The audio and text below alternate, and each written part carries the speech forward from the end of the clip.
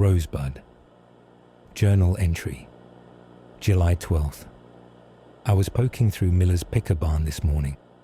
The place is a graveyard of busted chairs, chipped china, yellowed newspapers and farm tools too rusted to ever work again. You walk through and the smell hits first. Old wood, mildew, the ghost of mice. In the back corner, behind a stack of kerosene lamps, I found a sled. Worn wood, iron runners, paint mostly gone except for one word clear across the front. Rosebud. Never had a sled myself. Grew up too poor, too far south for snow most winters. Still, I liked the look of it. Thought maybe I'd hang it on the wall, something to get a smile out of visitors. Miller let me have it for $20. I hauled it home in the back of the truck. Journal entry. July 19th. Been 7 nights with the sled in the house. Strange dreams started right away. I'm a boy in the snow, bundled in wool, the world crisp and white. There's laughter, other children, a woman's voice calling from the porch. I never lived that life. My mother died before I was old enough to remember her voice. Snow was something I saw in magazines, but the dreams feel like mine. During the day, I catch myself humming songs I don't know, but somehow recall. When I sit in the chair and stare at the sled, I almost expect to see frost forming on the windows. It should be sweet, but something in it makes my skin crawl. Journal entry. July 26th. I've been restless. Couldn't sleep last night. Not with these ideas rattling through my skull. Schemes, investments, ways to make money, big money. I'm too old for all that, yet it feels possible. More than possible. It feels owed to me. I dug around and found a box of old magazines at the library sale. In one, there was an article about a tycoon from nearly a century ago. The picture showed him young and handsome, larger than life. The article called him a visionary, a titan of wealth.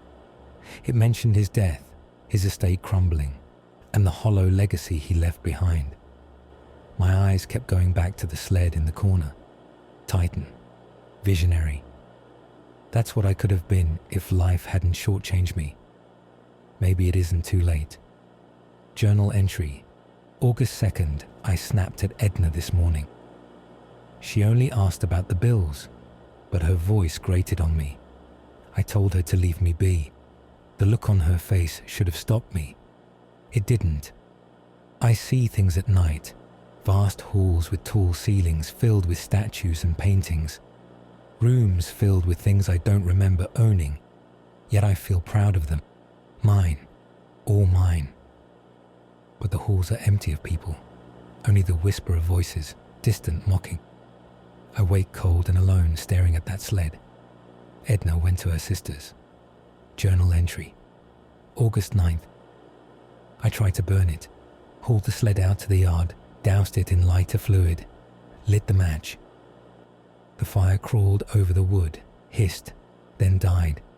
Not a scorch mark left. I smashed it with an axe. The blade bounced like I'd hit iron.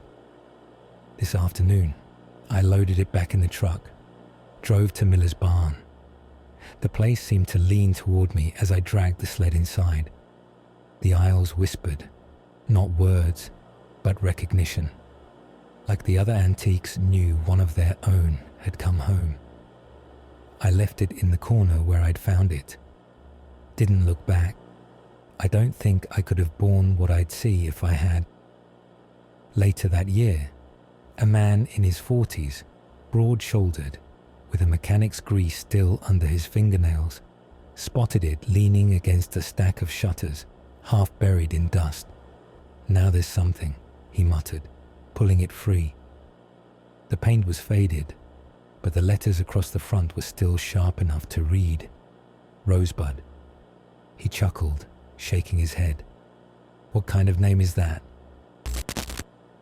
That was Rosebud, a Quickfire story for Karl Otto's dark anthology. This one came from a single word prompt by D. Eller. Rosebud. The Quickfire rules are simple. I take your prompts, write a complete story in under 3 hours, and keep it under 500 words. But sometimes the story refuses to stay that small. This one landed at 678 words, and I couldn't cut it further without losing the atmosphere that makes it breathe. I'll be revisiting this piece in the future, expanding it to somewhere between 1,000 and 2,000 words. There's more in that barn, and more in the legacy of a ruined tycoon than I could fit here. If you like this story, make sure to follow me here for new Quickfires every Monday, Wednesday, and Friday. Join me on Substack at Karl Otto's Dark Anthology for written versions of my work and exclusive stories and updates. Like, comment, and share. Your prompts fuel the next nightmare. This is Karl Otto's Dark Anthology, where your nightmares breathe.